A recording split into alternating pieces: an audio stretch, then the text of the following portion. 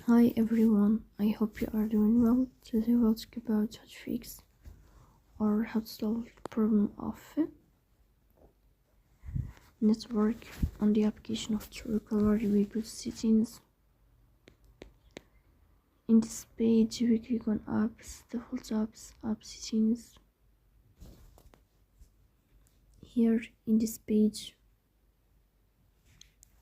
you will search about the application of Truecaller and you click here.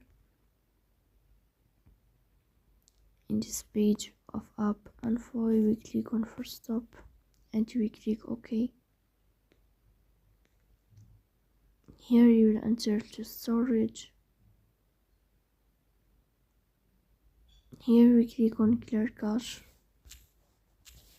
In the end you turn off your phone and you restart